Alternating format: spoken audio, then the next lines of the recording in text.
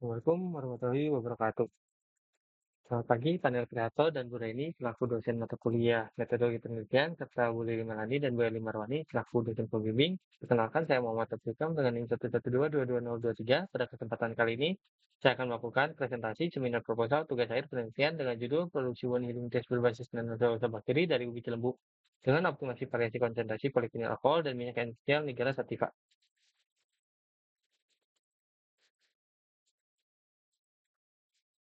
Berikut adalah outline dari presentasi kali ini. Pertama ada pendahuluan, isinya adalah latar belakang, tujuan, ruang lingkup, dan hipotesis. Yang kedua ada tinjauan bertaka, isinya ada tinjauan bertaka itu sendiri, dan state of the art. Ketiga ada bahan dan metode, isinya ada tempat dan waktu, alat dan bahan penelitian, metode penelitian, rencana penelitian, serta lini masa. Pendahuluan. Pertama adalah latar belakang. Berikut adalah latar belakang penelitian, di mana ubi cilembu merupakan komoditas pangan lokal unggulan dari Sumedang, Jawa Barat, dengan potensi ekonomi yang tinggi dan luas lahan mencapai 116 hektar dengan produktivitasnya sebesar 16,9%, sehingga total produksinya mencapai 1.644 ton, di mana kandungan karbohidrat yang tinggi sebesar 64,43%, ubi cilembu berpotensi menjadikannya sumber karbon yang sangat potensial untuk produksi bioproduk. Dalam kerangka keberlanjutan dan prinsip bioindependen di limbah ubi cilembu yang telah membusuk itu dapat dimanfaatkan sebagai substrat fermentasi melalui proses hidrolisis enzimatik itu menjadi nanoselulosa bakteri. Nanoselulosa bakteri sendiri adalah material selulosa berbasis jaringan nanofibril 20 sampai 100 nanometer yang membentuk struktur tiga dimensi yang padat, fleksibel, dan sangat hidrofilik. Secara kimia, BNC merupakan eksopolisakarida linier yang tersusun atas unit beta-deglucopironasa yang dihubungkan oleh ikatan beta 1,4 glikosidik. Di mana material ini telah terbukti dalam beberapa aplikasi karena sifatnya biokompatibel. Salah satu aplikasinya itu adalah One Healing Dress. One Healing Dress berbasis BNC itu telah teruji efektivitasnya terhadap luka bakar dan luka tingkat 3. Karena One Healing Dress tersebut itu berfungsi sebagai menjaga kelembapan dan revitalisasi cepat uh, serta antimikroba. Namun untuk menghasilkan One Healing Dress yang optimal, BNC perlu dikombinasikan dengan bahan lain tambahan seperti minyak esensial maupun bahan pengental. Minyak esensial yang dipilih sendiri adalah Nigella sativa. Itu karena agen bioaktif yang telah digunakan sejak lama karena memiliki senyawa timokoinon yang bersifat antiinflamasi dan antimikroba. Sedangkan untuk pengentalnya sendiri ada PVA dan guargam, di mana kedua bahan tersebut itu sebagai pembentuk film dan agen pengental yang bersifat biodegradable, biokompatibel, dan memperkuat material. Berdasarkan latar belakang tersebut, oleh karena itu tujuan dari penelitian ini adalah memproduksi One Healing Grass berbasis DNC dari ubi cilembu dengan optimasi konsentrasi PVA dan konsentrasi minyak esensial Nigella sativa. Nah, berikut adalah tujuan dan hipotesisnya. Setelah tujuan umumnya, di sini ada tujuan khususnya, di mana untuk variasinya sendiri sebenarnya itu konsentrasi PVA sebesar 2, 6, dan 10%, sedangkan konsentrasi minyak esensial itu adalah 2, 4, dan 6%. Tujuan yang pertama itu menganalisis morfologi permukaan bensin ubi cilembu menggunakan TEM eh, sebagai landasan bahan dasar One Healing Dress. Kemudian yang kedua itu menentukan pengaruh konsentrasi VVE dan minyak nigel sativa terhadap sifat mekanik seperti tensile strength, elongation of break, dan ketebalan film.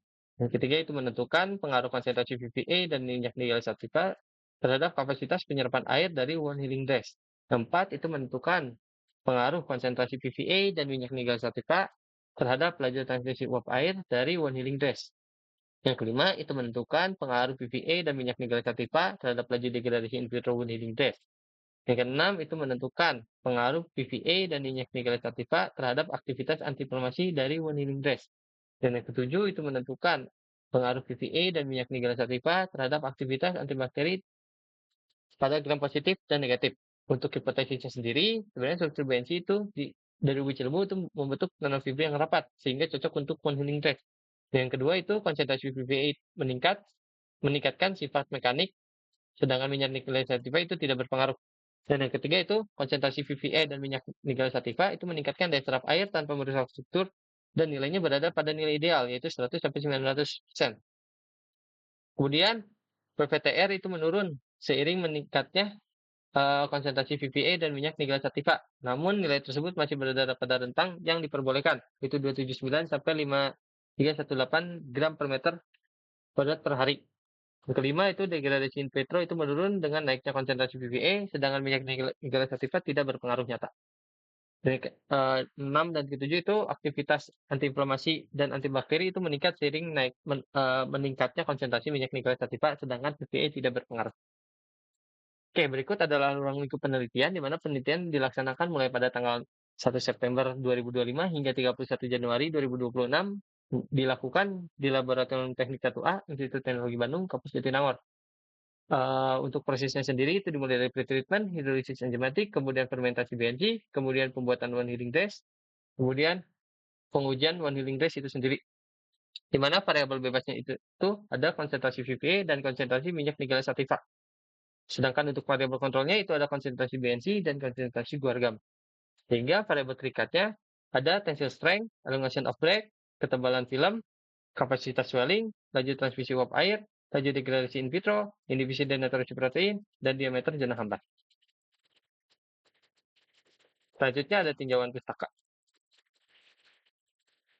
Tinjauan pustaka yang pertama itu ada ubi cilembu atau Ipomea batatas var cilembu yang lebih dikenal sebagai ubi cilembu, varietas ubi jalar dari Desa Cilembu, Sumedang, Jawa Barat yang terkenal karena rasanya yang manis.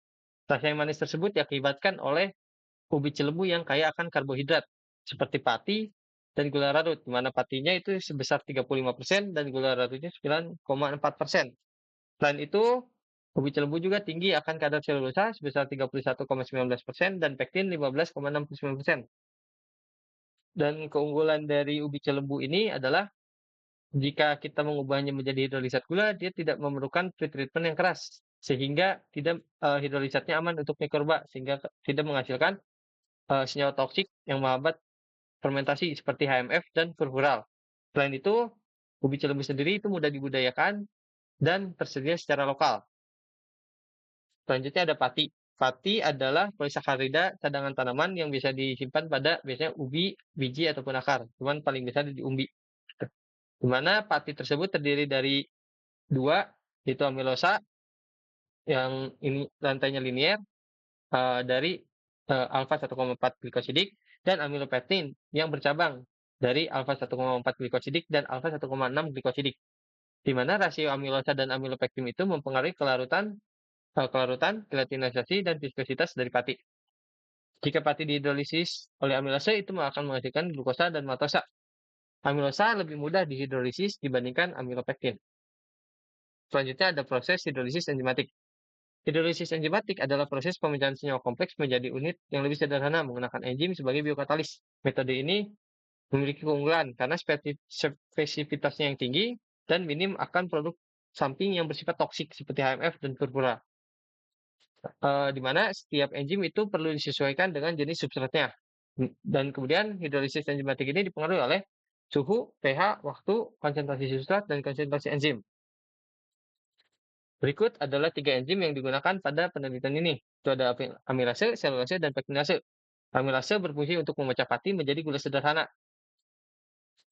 pH optimal sendiri ada di 5-7 dengan suhu 60-80 derajat Celcius. Apa amilase merupakan enzim endo, di mana dia bakal memotong secara acak oligosakarida.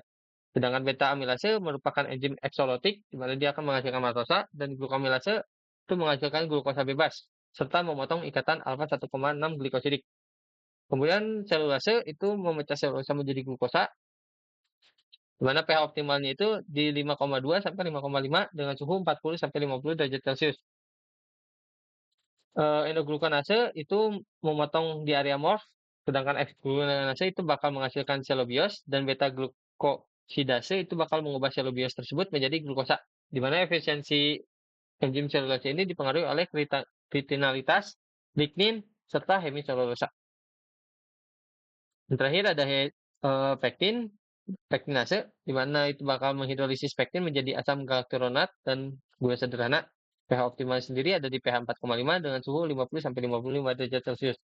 Terdiri dari 3 itu poligalakturonase itu untuk memotong ikatan glikosidik, pektinase itu mekanisme eliminasi, dan pektin metil esterase itu untuk menghilangkan gugus metil dan memudahkan akses enzim lain. Selanjutnya ada gula hidrolisat. Gula hidrolisit sendiri adalah hasil hidrolisis dari polisakarida. Itu mengandung glukosa, silosa, arabinosa, dan galakturonat. Di mana komposisi ini dipengaruhi oleh bahan, enzim, pH maupun suhu. Enzimatik ini untuk mendapatkan hidrolisat gula ini lebih ramah untuk melalui proses enzimatik dibandingkan kimiawi. Karena pada proses enzimatik itu tidak menghasilkan senyawa toksik yang dihasilkan dari proses kimia seperti HMF dan furfural. Di mana hidrolisat gula ini bakal digunakan sebagai substrat utama produksi bensin menggantikan glukosa pada umumnya, glukosa umum. Nah, selanjutnya ada Gluconazeptobacter sillinus. Gluconazeptobacter sillinus adalah bakteri gram negatif, non-patogen, dan produsen BNC. Dalam metabolismenya, bakteri ini mengkonversi glukosa menjadi rantai beta 1,4 glukan, atau biasa dikenal itu BNC, yang memiliki sifat hidrofilik dan kuat. Produksi BNC tersebut tadi melalui selulosa sintase. Dengan pH optimal untuk melakukan proses fermentasi atau lingkungan yang cocok untuk Gluconazeptobacter sillinus ini adalah di 5-6 dengan suhu 30 derajat Celcius. BNC tersebut diproduksi karena Gluconazeptobacter sillinus membutuhkan perlindungan untuk melindungi sel dari kondisi lingkungan yang tidak mendukung. Selanjutnya ada nanoselulosa bakteri. Nanoselulosa bakteri. Nanoselulosa bakteri atau lebih dikenal BNC adalah biopolimer alami dengan struktur nanofibril 20-100 nanometer yang fleksibel dan hidrofilik, di mana itu merupakan eksopolisakarida beta 1,4 glukan hasil fermentasi dari bakteri. BNC sendiri memiliki struktur yang kuat, stabil, dan daya serapnya besar. Di mana nanoselulosa bakteri ini memiliki kelebihan dibanding nanoselulosa dari tanaman langsung itu karena dia bebas lignin dan hemiselulosa, jadi lebih murni. Nanoselulosa bakteri ini dapat dimanfaatkan sebagai wound healing, scaffold, dan drug delivery. Selanjutnya ada wound healing dress. Wound healing dress. Sebelum ke wound healing dress itu dalam proses wound healing terjadi 4 fase. Itu hemostatis, inflamasi, proliferasi, dan remodeling. Di mana untuk lukanya itu cepat sembuh atau cepat mengering, itu dibutuhkan lingkungan yang lembab, steril, dan oksigen yang cukup. Di mana dressing yang ideal itu harus dapat menyerap eksudat, biokompatibel, dan tidak iritatif. Oleh karena itu, BNC itu memiliki potensi karena dia memiliki pori yang tinggi, kuat, fleksibel, serap cairan, dan aman bagi sel. Sehingga BNC itu cocok sebagai bahan utama wound healing modern. Nah, selain BNC, untuk membuat wound healing dressing itu dibutuhkan beberapa bahan lainnya, seperti minyak esensial. Minyak esensial di sini adalah minyak esensial Nigella sativa. Itu dikenal karena kandungannya timoquinone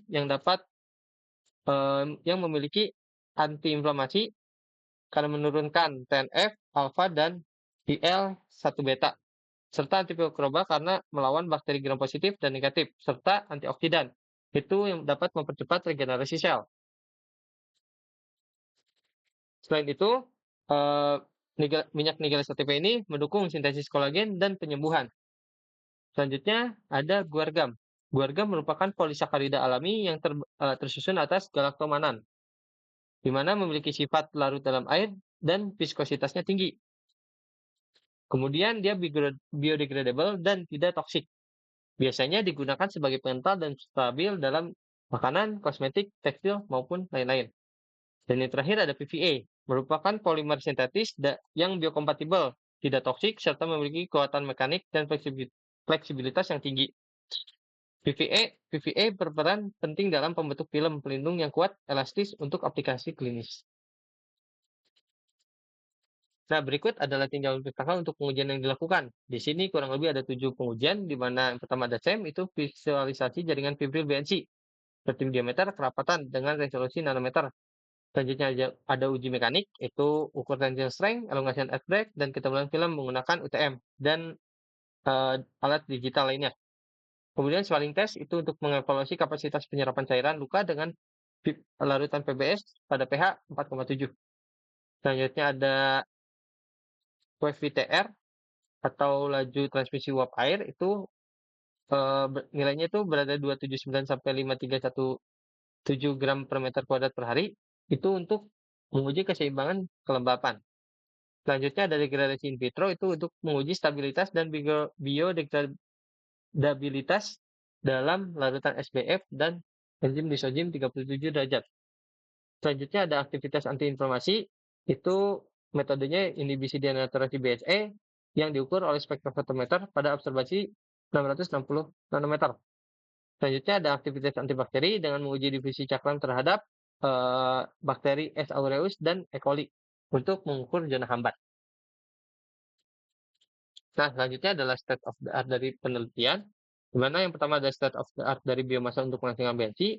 Dapat dilihat dari beberapa biomasa ini bahwa ubi jalar menghasilkan hasil bensin yang lebih besar, itu sebesar 11,35 gram per liter.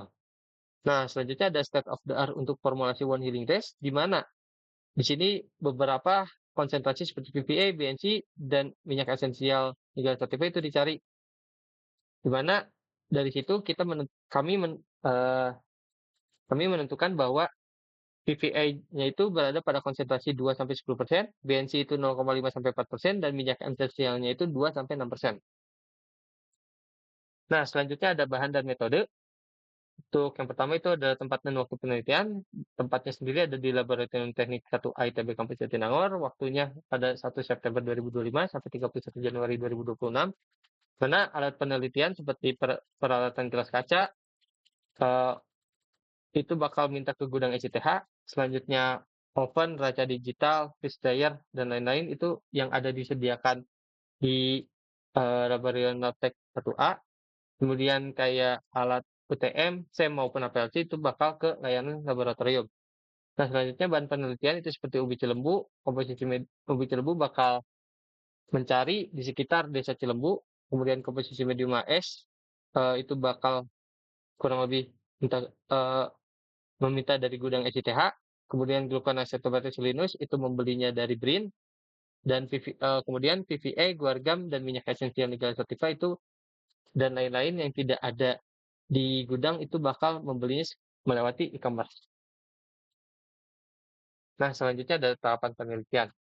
Tahapan penelitian sendiri di sini mulai dari pencucian, ubi cilembu bakal dicuci, kemudian ubi cilembu basah bakal dikeringkan bakal dikecilkan ukurannya dan dikeringkan dengan cara dipotong dengan pisau dan dimasukkan ke dalam oven. Kemudian ubi cilembu kering tersebut bakal dikecilkan kembali ukurannya dengan blender ataupun grinder untuk memperoleh bubuk ubi cilembu. Bubuk ubi cilembu tersebut bakal digunakan sebagai eh, substrat hidrolisis enzimatik, di mana enzim yang digunakan adalah selulase, amilase, pektinase dengan rasio 4:3:1. Selanjutnya, setelah hidrolisis enzimatik tersebut bakal dilakukan secara fed batch dengan menambahkan ubi cilembu pada saat jam ketiga, 6, dan 9. Nah, selanjutnya setelah didapatkan hidrolisat gula dari hasil hidrolisis enzimatik, hidrolisat gula tersebut bakal direbus. Setelah didapatkan, kemudian larutan hidrolisat gula bakal disentrifugasi dan bakal dipisahkan dengan padatan ubi cilembu. Selanjutnya, untuk mengetahui konsentrasi gula total dalam ubi cilembu tersebut, bakal dilakukan HPLC. Jika konsentrasi gulanya sesuai 30 gram per liter, itu bakal langsung digunakan. Namun jika tidak, itu bakal dipanaskan maupun diecerkan dan dilakukan HPLC kembali. Nah, setelah didapatkan konsentrasi gula yang sesuai, itu bakal melakukan aktivasi bakteri. Aktivasi bakteri 1 itu memasukkan medium cair dan inokulum bakteri. Nah, selanjutnya setelah aktivasi bakteri 1 telah berhasil, itu bakal dilanjutkan ke aktivasi bakteri 2, itu memasukkan medium cair lagi dan inokulum yang dari sebelumnya. Nah, kemudian aktivasi bakteri 2 tersebut dapat dimasukkan inokulumnya ke dalam medium cair baru untuk melakukan fermentasi. Selain itu, aktivasi bakteri 2 tersebut bisa dipindahkan ke medium lainnya untuk sampling sebagai pembuatan kurva tubuh. Lanjut saja ke fermentasi. Aktivasi bakteri 1 ditambah medium cair yang telah disubstitusi dengan hidrolisis gula, itu bakal difermentasi selama 14 hari. Di mana nanti Harapannya nanoselulose dapat terbentuk dan bakal dipanen, di mana BNC yang dipanen tersebut bakal dikeringkan terlebih dahulu ke freeze dryer, lalu BNC tersebut bakal diuji secara SEM. Pengujian SEM ini sangat penting di mana untuk mengetahui bahwa emang eh, produk yang dihasilkan itu merupakan BNC. Nah, setelah BNC berhasil didapatkan panen, itu bakal ke proses pembuatan wound healing dressing, di mana di sini terdapat pencampuran satu itu pencampuran BNC, air dan PVA, dan pencampuran dua itu bakal air dan guargam. Dan yang terakhir untuk pencampuran wound healing dressing itu bakal dicampurkan antara campuran BNC PVA dengan campuran guargam.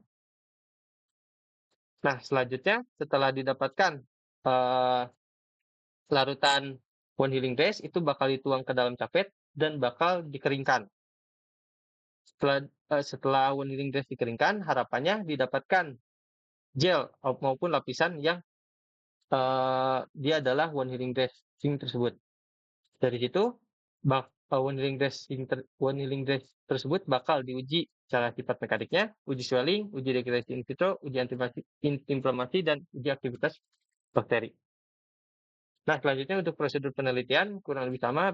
Mula-mula bakal di pre-treatment, itu biji lembu telah konsumsi, dicuci, dipotong, lalu dikeringkan pada 80 derajat Celcius selama 24 jam. Kemudian setelah dikeringkan, itu bakal digiling dengan grinder hingga menjadi serbuk. Proses selanjutnya adalah hidrolisis enzimatik, di mana ini bakal dilakukan di elemen 500, dimulai dengan 13% dan ditambahkan 9% tiap 3 jam. Dan enzim yang digunakan itu selulase, amilase, dan pektinase dengan total dosis 40 mg per gram substrat, di mana rasionya adalah 4:3:1. Reaksi tersebut berlangsung selama 24 jam pada suhu 50 derajat Celcius dan 200 rpm, menggunakan vapor asetat 0,2 m dan pH 5,2 dalam volume kerja 150 ml. Kemudian setelah didapatkan, hasil hidrolisis itu bakal disentrifugasi dengan 6000 rpm selama 20 menit dan dilakukan filtrasi serta terakhir bakal dikeringkan dengan freeze drying. Selanjutnya, analisis kandungan glukosa. Sebanyak 1 ml sampel disentrifugasi selama 11.000 rpm 6 menit dan supernatanya bakal diencerkan 10 kali lalu disaring menggunakan filter 0,22 mikroam. Analisis HPLC dilakukan dan memberikan sampel ke laboratorium isolasi dan analisis alam menggunakan fase gerak H2SO4 pada suhu kolom 65 derajat Celcius. Selanjutnya ada pembuatan medium. Hidrolisat ubi cilembu hasil freeze drying tersebut digunakan untuk menggantikan glukosa sebesar 30 gram per liter dalam medium Hessenkamp yang terdiri dari ekstrak ragi 5 gram per liter, pepton 5 gram per liter, Na2HPO4 2,7 gram per liter, dan asam sitrat 1,15 gram per liter. pH-nya disesuaikan ke 6. Selain itu ditambahkan juga glukosa sebesar 4 gram per liter sebagai penguat sumber karbon. Proses selanjutnya ada sterilisasi, di mana media dimasukkan ke dalam air lemnya 250 ml, ditutup kaca dan plastik tahan panas, lalu disterilisasi dengan autoclave 121 derajat Celcius selama 20 menit. Setelah itu didinginkan hingga suhunya 30 Celcius dan media siap digunakan. Untuk peralatan yang besar seperti tray bakal disterilkan menggunakan semprotan larutan backclean dan dikeringkan sebelum dipakai. Selanjutnya proses fermentasi. Medium yang telah disterilisasi diinokulasikan dengan 10% P50 inokulum secara aseptik ke dalam air Meyer. Sebaiknya dilakukan di LAF. Fermentasi bakal dilakukan dalam 15 tray di mana masing-masingnya berisi 2,25 liter medium. Selanjutnya ada proses pemanenan. Setelah nanoselulose bakteri terbentuk, itu bakal dipanen dengan cara direbus dalam air distilasi 70 derajat Celcius selama 3 jam, kemudian nat tersebut direndam dalam larutan NaOH 2,5%, suhu 60 derajat Celcius selama 30 menit dalam shaker untuk menghilangkan sel bakteri dan residu. Terakhir, proses perebusan dan pencucian diulang bila nata belum jernih dan dicuci hingga pH netral. Selanjutnya ada proses pengeringan BNC. Setelah dimurnikan, nata dikeringkan dengan metode freeze drying selama 1-2 hari hingga kering sempurna. Nata kering bakal ditimbang untuk menentukan perolehan BNC, lalu disimpan untuk tahap pengujian berikutnya, di mana dengan data tersebut kita bisa mendapatkan nilai dari WHC dari BNC itu sendiri. Selanjutnya, untuk memastikan bahwa produk yang dihasilkan itu adalah BNC, itu bakal diuji dengan SEM, di mana morfologi permukaan BNC diamati menggunakan SEM sampel berukuran 5x5 milimeter dengan cara dikirim ke laboratorium PPNN ITB untuk analisis pencitraan. Nah, selanjutnya adalah pembuatan wound healing dressing, di mana wound healing dress bakal dibuat dari BNC, PVA, guargam, dan minyak nigel sativa menggunakan metode solvent casting. Larutan PVA yaitu yang divariasikan itu 2, 6, 10 bakal disiapkan dalam 35 ml air panas banyak 2,25 gram gel BNC itu bakal dilarutkan dalam 15 ml air pada 25 derajat Celcius. Lalu dicampurkan ke larutan PVA yang dingin. Secara terpisah, 2 gram guargam bakal dilarutkan dalam 50 ml Aquades pada 65 derajat Celcius selama 4 jam. Semua larutan dicampur dan diaduk 10 jam. Setelah homogen, minyak nigel sativa bakal divariasikan juga, yaitu 2, 4, dan 6%. Kemudian campuran tersebut bakal dituangkan ke cawan sebesar 25 gram masing-masing dan dikeringkan pada suhu 50 derajat Celcius selama 24 jam. Berikut adalah variasi dari penelitian ini. Nah, berikutnya adalah pengujian wound healing dress, di mana yang pertama ada uji sifat mekanik, yaitu sampel film berukuran 1 kali 7 cm bakal diuji di laboratorium metalurgi dan material ITB untuk mengukur tensile strength, elongation of break, dan ketebalan film digital sesuai standar ASTM D882. Selanjutnya bakal diuji swelling test, itu sampel 2 kali 2 cm bakal ditimbang massa keringnya, lalu direndam dalam larutan PBS dalam pH 4,7. Kemudian penimbangan ulang bakal dilakukan pada interval 15-420 menit setelah pengeringan permukaan dengan kertas saring. Dan kapasitas penyerapan cairan bakal dihitung berdasarkan perubahan masanya, yang rumusnya dapat dilihat berikut. Selanjutnya ada laju transmisi uap air, itu dilakukan dengan cara botol kaca diisi 10 ml air deionisasi, lalu ditutup dengan film nanoselulosa, film wound healing dressing, lalu direkatkan rapat, kemudian botol tersebut ditimbang sebagai W1 dan diinkubasikan 24 jam pada 37 derajat Celcius, lalu ditimbang kembali W2 untuk masa setelahnya. WVTR dihitung dari selisih masa sebelum dan sesudah inkubasi. Nah, selanjutnya ada laju degradasi in vitro, di mana sampel 2 kali 2 cm bakal dikeringkan di oven selama 60 derajat Celcius selama 1 jam dan ditimbang sebagai masa awal. Selanjutnya, wound healing dressing tersebut bakal direndam dalam buffer SBF berisi enzim lysozyme. Lalu diinkubasikan pada 30 derajat Celcius dalam shaker selama 7 hari, di mana buffer tersebut bakal diganti setiap 2 hari. Setelah inkubasi, sampel bakal dikeringkan kembali dan ditimbang. Itu dicatat masanya sebagai M1, di mana persentase degradasi bakal dihitung dari selisih masa awal dan masa akhir. Selanjutnya ada uji antiinflamasi, di mana film wound healing dress tersebut bakal dimasukkan ke dalam tabung berisi 1 ml larutan BSE 5%. Lalu diinkubasikan selama 15 menit pada 27 derajat Celcius. Setelah itu dipanaskan 10 menit pada 70 derajat Celcius, lalu didinginkan. Kemudian tambahkan 5 ml air deionisasi dan ukur absorbasi pada 660 nanometer. Sebagai kontrol, digunakan larutan natrium clofenak dan 1 ml air deionisasi. Presentasi inhibisi dihitung berdasarkan selisih absorbansi yang dapat dilihat sebagai berikut. Yang terakhir bakal diuji secara antibakteri, di mana film diuji terhadap Staphylococcus aureus, Escherichia coli, dan Pseudomonas aeruginosa menggunakan metode antibiogram. Kultur bakteri diinokulasikan merata ke atas medium agar molten Hinton, kemudian di 10 mm dari film yang setelah disterilisasi sinar UV 15 menit diletakkan di atas media. Lalu bakal diinkubasi selama 24 jam pada 37 derajat Celcius. Dan selanjutnya diameter joda bening bakal dihitung sebagai indikator efektivitas antibakteri. Nah, berikut ada rancangan penelitian. Ya, pertama ada rancangan penelitian fermentasi BNC. Dari situ ada variabel kontrol seperti medium HS, volume inokulum, suhu fermentasi, lama fermentasi, volume kerja, pH medium, kondisi inkubasi, waktu suhu perebusan regenerasi, di mana variabel bebasnya itu bakal BNC yang diperoleh serta kualitas dari si BNC itu sendiri. Berikut adalah rancangan penelitian produksi wound healing test, di mana di sini ada PVA dan IO sebagai variabel bebas yang bakal divariasikan. Di situ ada 2, 6, dan 10 untuk PVA dan 6, 2, dan 4 untuk yang minyak esensial. Sedangkan BNC dan guargam itu sebagai variabel kontrol. Dan yang variabel lainnya seperti tensile strength, elongation rate, ketebalan film, swelling, PVTR, degradasi, aktivitas antiinflamasi dan aktivitas antibakteri itu sebagai variabel terikat. Nah, berikut adalah 5 macam penelitian, di mana pada minggu pertama itu bakal perizinan risk assessment dan persiapan alat bahan, kemudian minggu kedua itu masih persiapan alat bahan, dan minggu ketiga sudah melakukan pre-treatment. Minggu keempat melakukan hidrolisis enzimatik hingga minggu pertama di Oktober ke minggu kelima. Selanjutnya minggu keenam bakal dilakukan HPLC, minggu ketujuh bakal dilakukan pembuatan medium dan aktivasi bakteri, minggu ke-8 bakal dilakukan fermentasi, hingga minggu ke-9, dan minggu ke-10 bakal dilakukan freeze drying dan netralisasi bakteri yang diperoleh hingga minggu ke-12.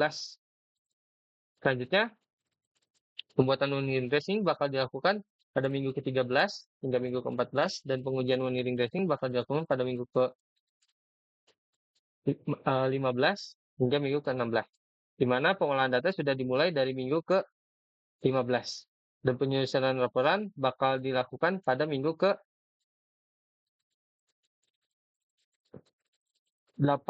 mulai dari 19 hingga ke minggu ke-20.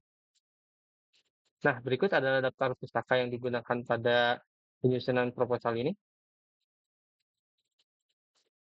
Mungkin segitu saja yang bisa dapat saya sampaikan, kurang lebihnya mohon maaf. Terima kasih.